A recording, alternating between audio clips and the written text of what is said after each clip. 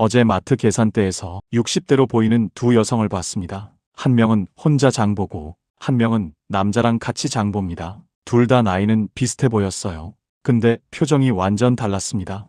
혼자 온 여자는 계속 한숨 쉬면서 시금치 한 단을 10분 동안 고르고, 남자랑 온 여자는 시금치고 뭐고 그냥 막 집어던지면서 깔깔거리고 웃더라고요. 이 나이에 무슨 사랑, 재혼은 무슨 재혼, 인생은 원래 혼자야. 그렇게 말하는 분 중에서도 가끔은 누군가 옆에서 참아나? 하고 물어봐주고 연락해주는 사람이 있으면 좋겠다 싶은 그런 외로운 때가 있는 분도 계실 겁니다. 그러면서도 이 나이에 어떻게 새로 시작해야 될지 도저히 모르겠고 그저 체념하고 지내지는 않으신가요? 그렇다면 이번 영상은 당신을 위한 영상입니다. 먼저 내가 버려야 할 것이 무엇인지 알아야 합니다. 누군가를 만나고 싶을 때 무엇을 해야 하는지 설명하는 말들은 많습니다. 하지만 무엇을 버려야 하는지는 말하지 않습니다. 오늘은 이에 대한 이야기를 해보겠습니다. 들어가기 전 구독과 좋아요를 눌러주시면 영상 제작에 큰 힘이 됩니다. 당신의 침대 옆 서랍에는 무엇이 들어있나요? 오래된 사진 한 장, 끊어진 목걸이, 읽다 만 편지, 그리고 잊으려 했지만 잊히지 않는 기억들. 이상하지 않나요? 우리는 물건은 버리면서 마음속 서랍은 절대 정리하지 않습니다. 그리고 그 서랍이 가득 찬 채로 새로운 사랑이 오기를 기다립니다. 오늘 이 영상에서 당신에게 한 가지를 묻고 싶습니다. 당신은 정말 사랑이 들어올 자리를 비워두고 있었습니까? 지금은 이 질문이 무슨 뜻인지 모르실 겁니다. 괜찮습니다. 영상이 끝날 무렵 당신은 이 질문의 무게를 온전히 느끼게 되실 겁니다. 그리고 아마도 당신 스스로에게 조용히 답하게 되실 겁니다. 사랑이 오지 않는 건 당신이 부족해서가 아닙니다. 사랑이 들어올 자리가 없기 때문입니다. 중년의 사랑은 새로운 사람을 만나는 게 아니라 새로운 빈자리를 만드는 데서 시작됩니다. 프랑스의 철학자 파스칼은 이런 말을 남겼습니다. 삶의 후반부는 버리는 예술이다. 우리는 그동안 정말 많은 영상을 봐왔습니다. 유튜브를 켜면 항상 같은 조언들이 반복됩니다. 외모 관리를 하세요. 헬스장에 다니세요. 새 취미를 만드세요. 마음을 열어보세요. 개방적인 태도를 가지세요. 적극적으로 나서세요. 물론 나쁜 이야기는 아닙니다. 하지만 솔직히 당신 마음속으로는 이렇게 생각하셨을 겁니다. 그게 쉽게 되면 내가 진작했지. 이 나이에 그게 되겠어? 말은 쉽지. 맞습니다. 그 조언들은 틀린 게 아닙니다. 다만 순서가 틀렸습니다. 중년이라는 인생의 지점에서 우리에게 필요한 건 무언가를 더하는 게 아니라 무언가를 덜어내는 겁니다. 왜냐하면 중년의 마음은 이미 너무 많은 것들로 가득 차 있으니까요. 생각해보세요. 당신의 마음속에는 지금 무엇이 들어있습니까? 20대 때 사랑했던 사람이 마지막 말, 30대 때 결혼하며 품었던 환상과 그 환상의 무너짐, 40대 때 이혼하며 느낀 배신감과 무력감, 50대가 되어 깨달은 외로움의 무게, 그리고 60대가 되어 체념하기 시작한 마음, 상처와 기억, 책임과 자녀, 체면과 생활 리듬, 그리고 깊은 상실감. 이 모든 것들이 당신 마음의 공간을 빽빽하게 채우고 있습니다. 마치 20년 동안 한 번도 정리하지 않은 창고처럼요. 그 창고에 새 물건이 들어올 자리가 있을까요? 없습니다. 그래서 중요한 건 채움이 아니라 비움입니다. 정리되지 않은 집에 손님이 오지 않듯이 정리되지 않은 마음엔 사랑이 들어오지 않습니다. 오늘 이 영상은 당신이 해야 할 것을 말하려는 게 아닙니다. 그보다 먼저 당신이 버려야 할 것을 말하려고 합니다. 이게 핵심입니다. 순서가 중요합니다. 채우기 전에 반드시 비워야 합니다. 그게 먼저입니다. 이제부터 제가 말씀드릴 7가지 이야기는 당신이 지금까지 들어보지 못한 이야기일 겁니다. 그리고 이 7가지가 모두 끝날 무렵이면 당신은 깨닫게 되실 겁니다. 이 모든 것들이 사실은 하나였다는 걸요. 지금은 무슨 말인지 전혀 이해가 안 되실 겁니다. 하지만 영상을 끝까지 보시면 이 말의 의미를 뼈저리게 아시게 될 겁니다. 첫 번째로 버려야 할 것은 과거의 실패입니다. 사랑이 무서운 건 상대 때문이 아닙니다. 과거에 실패했던 그 당시의 나 때문입니다. 독일의 철학자 한나 아렌트는 이렇게 말했습니다. 진짜 용서는 타인이 아니라 과거의 나에게 하는 것이다. 이혼한 지 10년이 된 은정이라는 여자가 있었습니다. 그녀는 56세였습니다. 겉으로 보기엔 완전히 정리한 사람처럼 보였습니다. 친구들이 말하길 은정이는 이제 괜찮아졌어. 다 잊은 것 같아. 직장 동료들도 말했습니다. 은정씨 요즘 밝아 보여요. 완전히 새 사람 된 것 같아요. 심지어 은정 본인도 그렇게 믿고 싶어 했습니다. 나는 이제 괜찮아. 과거는 다 지나갔어. 하지만 은정은 알고 있었습니다. 자기 안에 아직도 정리되지 않은 것들이 켜켜이 쌓여 있다는 걸요. 그건 전 남편이 아니었습니다. 사실 전 남편 얼굴은 가물가물했습니다. 이름조차 이제는 별 감흥 없이 들렸습니다. 문제는 그 사람이 아니라 그 사람이 던진 한마디였습니다. 이혼을 결정하던 그날 밤 차가운 겨울비가 내렸습니다. 은정은 마지막으로 물었습니다. 대체 내가 뭘 잘못했는데? 남편은 짐을 싸며 등을 돌린 채 말했습니다. 넌 그릇이 작아서 평생 혼자 살 거야. 그 말이 은정의 가슴에 박혔습니다. 마치 녹슨 모처럼 깊숙이 박혀서 10년이 지나도 뽑히지 않았습니다. 아니, 정확히 말하면 은정이 뽑지 않았습니다. 왜냐하면 그 못을 뽑으면 거기서 피가 날 것 같았고 그 피를 볼 용기가 없었으니까요. 그래서 그냥 덮어두었습니다. 하지만 덮어둔다고 사라지는 건 아니었습니다. 누군가 소개팅을 권하면 은정은 웃으며 말했습니다. 난 그릇이 작아서 사랑은 못해. 친구가 재혼한 사람 이야기를 하면 은정은 고개를 저으며 말했습니다. 난 혼자가 편해. 그릇이 작은 사람은 혼자 사는 게 맞아. 이 말을 할 때마다 은정은 웃고 있었지만 그 웃음 뒤에는 깊은 상처가 숨어 있었습니다. 이 말은 겸손이 아니었습니다. 자기 비하도 아니었습니다. 방어였습니다. 상처받기 싫어서 먼저 문을 닫는 기술이었습니다. 은정이 버려야 할 첫 번째는 전 남편이 아니었습니다. 그 남자는 이미 10년 전에 떠났습니다. 은정이 진짜 버려야 할 건 그 말이 만든 나는 사랑받기 어렵다는 자기 최면이었습니다. 그 최면이 은정의 삶을 지배했습니다. 10년 동안 은정은 그 최면 속에서 살았습니다. 여기서 잠깐 질문 하나 드리겠습니다. 당신은 혹시 과거의 어떤 말 한마디가 아직도 가슴에 박혀 있진 않으신가요? 누가 했는지도 가물가물한 그 말이 아직도 당신을 규정하고 있진 않나요? 그 말이 당신의 선택을 막고 당신의 용기를 꺾고 당신의 가능성을 가두고 있진 않나요? 이 질문을 마음속에 잠시 담아두세요. 나중에 다시 이야기하겠습니다. 두 번째로 버려야 할 것은 이 나이에라는 자기 제안입니다. 시니어 콘텐츠의 댓글란을 보면 항상 이런 말들이 보입니다. 이 나이에 무슨 사랑이냐? 재혼은 무슨 재혼이야? 그냥 혼자 사는 게 답이야. 사람은 원래 혼자야. 누구도 믿지 마. 자녀도 형제도 결국 남남이야. 사실 저도 이해합니다. 이런 말들이 왜 나오는지 알아요. 그건 체념처럼 들리지만 사실은 체념이 아닙니다. 두려움입니다. 다시 상처받을까봐 미리 포기하는 겁니다. 늦은 건 나이가 아니라 닫혀있는 마음입니다. 은정에게 어느 날 친구가 한 남자를 소개했습니다. 은정아, 이분 한번 만나봐. 정말 괜찮은 분이야. 은정은 먼저 물었습니다. 몇 살인데? 70이야. 은정은 당황했습니다. 70이면 너무 늙은 거 아냐? 나도 56인데 70대 남자라니. 친구가 웃으며 말했습니다. 나이가 뭐가 중요해. 일단 만나봐.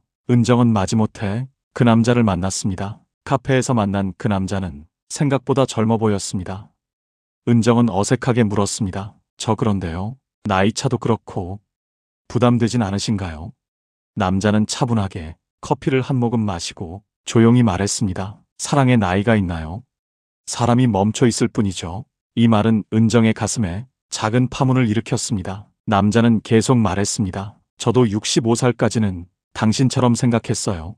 이 나이에 무슨 사랑이냐고. 그런데 어느 날 깨달았죠. 나이가 늦은 게 아니라 내가 멈춰 있었다는 걸. 은정은 그날 아무 말도 하지 못하고 돌아왔습니다. 그리고 그날 밤 잠을 이루지 못했습니다. 그 남자의 말이 계속 맴돌았습니다. 사람이 멈춰 있을 뿐. 이 말은 나중에 다시 등장합니다. 그때 그는 더 중요한 말을 하게 됩니다. 그게 무슨 말인지는 조금 이따 말씀드리겠습니다. 영국의 작가 제인 오스틴은 이렇게 썼습니다. 나이는 사랑을 막지 못한다. 다만 사랑을 더 조용하게 만든다. 세 번째로 버려야 할 것은 자녀 눈치입니다. 정확히는 죄책감입니다. 중년 여성들이 가장 많이 하는 말이 있습니다. 애들 눈치 보여서 못하겠어. 애가 뭐라고 할까봐. 애 상처받을까봐. 하지만 한번 진지하게 생각해 보세요. 자녀는 이미 다 자랐습니다. 자기 인생을 살고 있습니다. 자기 연애하고 자기 일하고 자기 미래 고민합니다. 엄마의 연애를 생각보다 신경 쓰지 않습니다. 아니, 정확히는 엄마가 행복하길 바랍니다. 은정에게는 28살 아들이 있었습니다. 대학을 졸업하고 직장에 다니는 아들. 은정은 늘 아들 눈치를 봤습니다. 엄마가 남자 만나면 애가 실망하지 않을까? 애가 마음 아파하지 않을까? 애가 날 이기적인 엄마라고 생각하지 않을까? 그래서 은정은 20대 중반부터 지금까지 단 한 번도 남자를 만나지 않았습니다. 아니 만날 기회가 있어도 아들을 핑계 삼아 거절했습니다. 그런데 어느 날 아들이 말했습니다. 둘이 저녁을 먹다가 갑자기 아들이 말을 꺼냈습니다. 엄마, 응? 나 이제 엄마 인생 간섭 안 할게. 갑자기 무슨 소리야? 엄마가 누구 만나든 뭘 하든 이제 나는 상관 안 할 거야. 은정은 당황했습니다. 무슨 소리야 갑자기? 아들이 조용히 말했습니다. 엄마 나 어제 친구네 집에 갔다가 친구 엄마 봤어.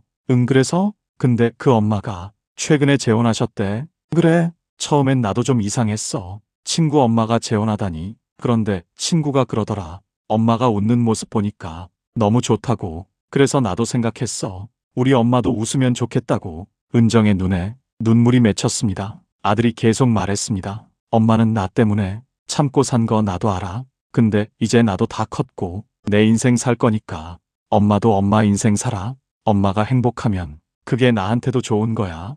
짧은 대화였지만 은정에게는 거대한 충격이었습니다. 아들은 벌써 엄마를 놓아준 상태였습니다. 엄마를 붙잡고 있던 건 아들이 아니라 엄마 자신이었습니다. 이 순간 은정은 깨달았습니다. 과거의 실패도 나이에 대한 편견도 자녀에 대한 죄책감도 모두 같은 뿌리에서 나온 변명들이었다는 걸요. 네 번째로 버려야 할 것은 혼자 살던 관성입니다. 정확히는 나만의 방식입니다. 선미라는 여자가 있었습니다. 그녀는 61세였습니다. 20년을 혼자 살았습니다. 이혼 후 혼자 딸을 키우며 혼자 일하며 혼자 모든 걸 해결했습니다. 그러다 보니 혼자 사는 리듬이 완전히 몸에 배었습니다. 아침 6시에 일어나서 창문을 열고 물 한 잔을 마십니다. 6시 10분에 화장실에 갑니다. 6시 20분에 커피를 내립니다. 7시까지 뉴스를 봅니다. 7시 30분에 집을 나섭니다. 저녁 6시에 퇴근하고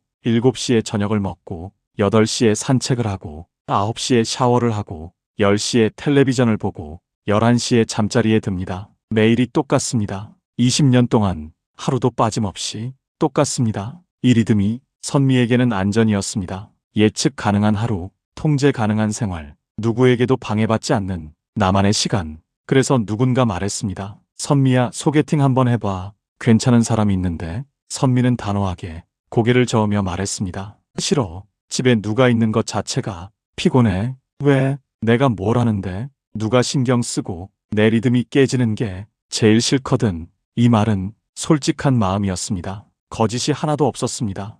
혼자 사는 리듬은 정말 편했습니다. 하지만 동시에 그 리듬은 관계가 끼어들 틈을 전혀 주지 않았습니다. 사랑은 방식의 문제가 아니라 리듬의 문제입니다. 내 리듬만 고집하면 다른 사람의 리듬은 들어올 수 없습니다. 어느 봄날 저녁, 선미는 평소처럼 8시에 산책을 나갔습니다. 늘 걷던 길을 걸었습니다. 근처 공원을 한 바퀴 돌고 강변을 따라 걷는 길. 그런데 그날은 평소와 달리 바닥이 젖어 있었습니다. 비가 온 건 아닌데 누가 물을 뿌려 놓았는지 보도블록이 미끄러웠습니다. 선미는 발을 헛디뎠습니다. 넘어질 뻔했습니다. 발목을 삐끗했습니다. 선미는 벤치에 주저앉았습니다. 발목이 욱신거렸습니다.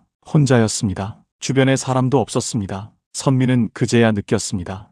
혼자라는 게 이렇게 외로운 거구나. 그때 한 남자가 다가왔습니다. 60대쯤 되어 보이는 평범한 남자였습니다. 남자는 말없이 가방에서 물을 꺼내 선미에게 건넸습니다. 괜찮으세요? 선미는 물을 받으며 고개를 끄덕였습니다. 네, 괜찮아요. 천천히 일어나세요. 남자는 선미가 일어나는 걸 지켜본 후 조용히 떠났습니다. 이름도 묻지 않았습니다. 전화번호도 주지 않았습니다. 그냥 물만 건네고 떠났습니다. 선미는 그 자리에 한참을 서 있었습니다. 그날 밤 선미는 잠을 이루지 못했습니다. 그 순간이 자꾸 떠올랐습니다. 누군가 옆에 있다는 것, 누군가 물을 건네준다는 것, 누군가 괜찮냐고 묻는다는 것. 그게 이렇게 따뜻한 거구나. 선미의 마음속에서 뭔가 흔들렸습니다. 누군가 있어도 괜찮을 수 있구나. 20년 만에 처음 든 생각이었습니다. 이 장면은 나중에 다시 등장합니다. 그때 선미는 더 중요한 깨달음을 얻게 됩니다. 5번째로 버려야 할 것은 체면과 비교심입니다. 정확히는 왜곡된 자존심입니다. 지영이라는 여자가 있었습니다. 58세였습니다. 그녀는 늘 이렇게 말했습니다. 내가 뭐 얼마나 잘났다고 누가 날 좋아하겠어. 이 말은 겸손처럼 들립니다. 하지만 사실은 낮은 자존감이 아니었습니다. 상처받기 싫어서 미리 움츠러드는 기술이었습니다. 지영은 친구들과 만나면 항상 자기 이야기를 낮추어 말했습니다. 난 별 볼 일 없어. 난 매력도 없어. 난 나이만 먹었지. 내세울 게 뭐 있어. 친구들은 늘 말했습니다. 지영아, 넌 충분히 괜찮아. 넌 이쁘잖아. 넌 성격도 좋고 능력도 있잖아. 하지만 지영은 친구들의 말을 절대 믿지 않았습니다. 정확히는 믿고 싶지 않았습니다. 왜냐하면 자신을 괜찮다고 인정하는 순간 다시 누군가에게 기대를 걸게 될까봐 두려웠으니까요. 기대를 걸면 실망하게 되고 실망하면 상처받게 되니까요. 그래서 지영은 미리 자신을 낮췄습니다. 프랑스의 철학자 알랭은 이렇게 말했습니다. 사람은 사랑보다 체면을 더 두려워한다. 지영이 생각하는 내가 별 볼 일 없다는 말은 사실 이런 뜻이었습니다. 나는 다시 상처받고 싶지 않아. 그러니까 아예 기대하지 않을 거야. 이건 겸손이 아니라 방어였습니다. 울타리였습니다. 지영이 진짜 버려야 할 건 낮은 자존감이 아니라 상처에 대한 두려움이었습니다. 6번째로 버려야 할 것은 극단적인 속도입니다. 즉시 친밀감을 요구하거나 아예 마음을 닫아버리는 두 가지 극단 말입니다. 젊을 땐 빠른 친밀감이 설렘이었습니다. 만난 지 일주일 만에 사랑한다고 말하고 한 달 만에 동거하고 석 달 만에 결혼하는 그런 사랑이 낭만적으로 느껴졌습니다. 하지만 이제는 천천히 데워지는 온도가 중요합니다. 서두르거나 아예 마음을 닫거나 이 두 극단은 모두 두려움의 다른 형태입니다. 중년의 사랑은 불꽃이 아니라 촛불입니다. 천천히 오래 타는 불입니다. 성숙한 사랑은 급한 불이 아니라 햇살처럼 데워집니다. 은정은 한때 이런 실수를 한 적이 있습니다. 5년 전 일이었습니다. 친구의 소개로 남자를 만났습니다. 그 남자가 괜찮아 보였습니다. 말도 잘 통했고 분위기도 좋았습니다. 그래서 은정은 너무 빨리 마음을 열었습니다. 첫 만남에서 이혼 이야기를 했습니다. 두 번째 만남에서 전남편 이야기를 했습니다. 세 번째 만남에서 아들 이야기를 했습니다. 일주일 만에 은정은 자신의 모든 걸 그 남자에게 쏟아냈습니다. 남자는 점점 부담스러워했습니다. 그리고 2주일 후 연락이 끊겼습니다. 은정은 다시 깊은 좌절에 빠졌습니다. 역시 난 안 돼. 역시 사랑은 내게 안 맞아. 그리고 다시 문을 닫았습니다. 완전히 닫았습니다. 하지만 문제는 사랑이 안 되는 게 아니라 속도가 틀렸던 겁니다. 너무 빨리 달려서 넘어진 겁니다. 7번째로 버려야 할 것은 젊은 날의 사랑 방식입니다. 정확히는 청춘의 언어입니다. 과거의 방식으로 사랑하면 과거의 상처도 함께 따라옵니다. 더 이상 감정 몰입의 사랑이 아니라 동행과 리듬의 사랑으로 바뀌어야 합니다. 은정은 과거에 이런 사랑을 했습니다. 전부를 거는 사랑, 상대에게 모든 걸 맞추는 사랑, 내가 없어지는 사랑, 당신이 원하는 대로 할게, 당신이 가자는 데 갈게, 당신이 좋아하는 걸 할게. 이게 사랑인 줄 알았습니다. 하지만 그 사랑은 결국 무너졌습니다. 왜냐하면 그 사랑엔 은정이 없었으니까요. 이제 은정은 알았습니다. 사랑은 상대를 채우는 게 아니라 나를 지키면서 함께 걷는 거라는 걸요. 여기까지 7가지를 말씀드렸습니다. 과거의 실패, 나이에 대한 편견, 자녀 눈치, 혼자 살던 관성, 왜곡된 자존심, 극단적인 속도, 젊은 날의 사랑 방식. 그런데 여기서 놀라운 일이 벌어집니다. 이 7가지가 사실은 모두 같은 뿌리였다는 걸 이제 말씀드리려 합니다. 시간이 흘렀습니다. 어느 가을날 오후 은정과 선미와 지영이 한 카페에서 만났습니다. 우연이었습니다. 세 사람은 원래 서로 모르는 사이였습니다. 하지만 그날 카페에서 우연히 옆자리에 앉게 되었고 자연스럽게 대화가 시작되었습니다. 세 사람은 각각 다른 이유로 사랑을 포기하고 있었습니다. 은정은 과거의 상처 때문에, 선미는 혼자 사는 게 너무 편해서, 지영은 자존심 때문에. 세 사람은 서로의 이야기를 나눴습니다. 그러다가 선미가 문득 말했습니다. 근데 참 신기하네요. 우리 셋 다 이유는 다른데 결과는 똑같네요. 은정이 물었습니다. 무슨 결과요? 사랑 안 하고 산다는 것. 지영도 고개를 끄덕였습니다. 맞아요. 나는 자존심 때문이고, 은정 씨는 과거 때문이고, 선미 씨는 관성 때문인데 결국 다 같은 결과네요. 그때 카페 구석에 앉아있던 한 남자가 조용히 말했습니다. 그건 다 나를 믿지 못한 마음의 다른 이름이죠. 세 여자는 놀라서 그쪽을 봤습니다. 70대로 보이는 백발의 남자였습니다. 바로 은정에게 소개되었던 그 남자였습니다. 은정이 깜짝 놀라며 말했습니다. 아, 그때 그분. 남자는 미소를 지으며 말했습니다. 안녕하세요. 그날 이후로 다시 못 뵀네요. 네, 그러게요. 남자가 조용히 말했습니다. 죄송하지만 옆에서 대화를 들었어요. 의도한 건 아니고 카페가 좁아서요. 아, 괜찮아요. 남자는 커피를 한 모금 마시고 천천히 말을 이었습니다. 당신들이 말한 7가지는 사실 모두 같은 겁니다. 같은 거라니요? 과거의 실패는 나를 믿지 못하는 거고요. 나이에 대한 편견은 지금의 나를 믿지 못하는 거고요. 자녀 눈치는 내가 행복할 자격을 믿지 못하는 거고요. 혼자 사는 관성은 타인과 함께할 나를 믿지 못하는 거고요. 왜곡된 자존심은 나의 가치를 믿지 못하는 거고요.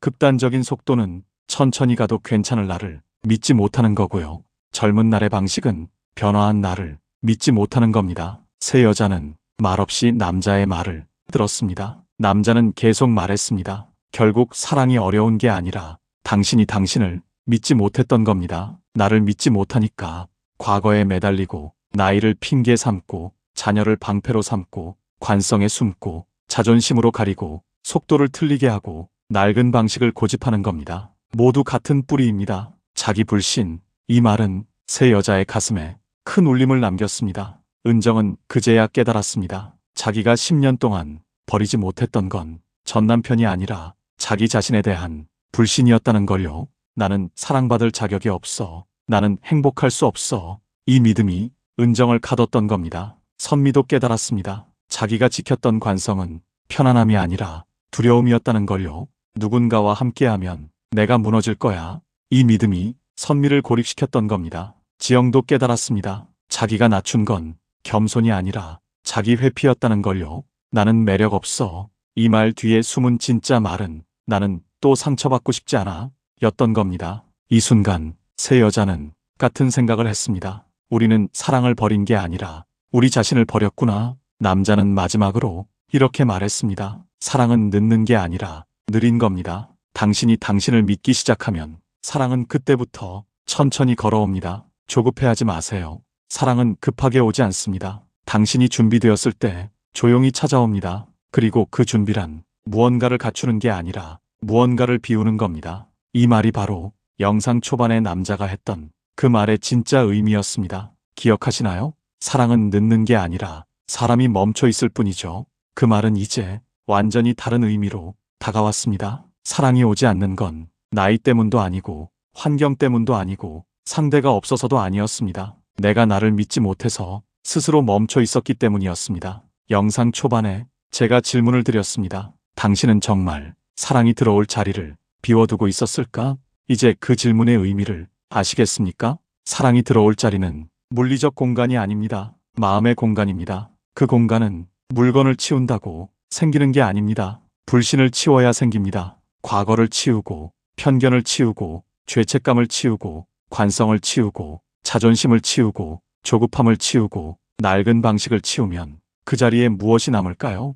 당신 자신이 남습니다. 온전한 당신, 상처받지 않은 당신이 아니라 상처를 딛고 선 당신, 실패하지 않은 당신이 아니라 실패를 받아들인 당신, 두렵지 않은 당신이 아니라 두려움을 인정한 당신, 그리고 그 자리가 바로 사랑이 들어올 자리입니다. 러시아의 작가 톨스토이는 이렇게 말했습니다. 사랑은 준비하는 것이 아니라 비워두는 것이다. 많은 사람들이 묻습니다. 사랑을 위해 뭘 해야 하나요? 하지만 그보다 먼저 물어야 할 질문이 있습니다. 사랑을 위해 뭘 버려야 하나요? 채우기 전에 반드시 비워야 합니다. 그게 순서입니다. 그게 먼저입니다. 무언가를 더해야 사랑이 오는 게 아닙니다. 쌓인 것들을 치울 때 사랑이 들어올 자리가 생깁니다. 결국 사랑은 행동보다 공간입니다. 나의 공간, 마음의 공간, 삶의 공간, 비어있는 마음을 두려워하지 마세요. 사랑은 언제나 빈자리로 찾아옵니다. 그리고 한 가지 더 말씀드리고 싶은 게 있습니다. 이 영상을 끝까지 보신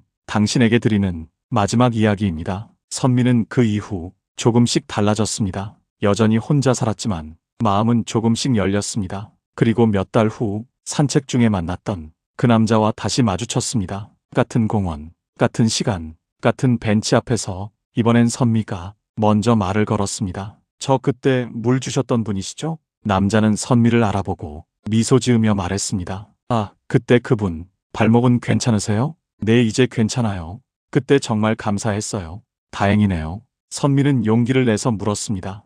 혹시 커피 한잔 하실래요? 감사의 표시로요. 남자는 잠시 망설이다 고개를 끄덕였습니다. 좋습니다. 두 사람은 천천히 카페로 걸어갔습니다. 같은 리듬으로 서두르지 않고 천천히. 지영도 달라졌습니다. 어느 날 친구가 또 물었습니다. 지영아, 소개팅 해볼래? 이번엔 정말 괜찮은 사람이야. 지영은 이번엔 다르게 대답했습니다. 그래, 한번 만나볼게. 친구가 깜짝 놀라서 물었습니다. 진짜? 내가 이러는 거 처음인데 마음 바뀐 거야? 지영은 조용히 말했습니다. 마음이 바뀐 게 아니라 나를 믿기 시작한 거야. 친구가 물었습니다. 무슨 뜻이야? 그냥 이제 나도 괜찮은 사람이구나 믿게 된 거야. 그리고 상처받아도 괜찮다는 것도 알았어. 상처는 내가 약해서 받는 게 아니라 용기 내서 받는 거더라. 은정도 달라졌습니다. 아들이 어느 날 물었습니다. 엄마, 요즘 표정이 밝아졌어. 무슨 일 있어? 은정은 웃으며 말했습니다. 응, 엄마가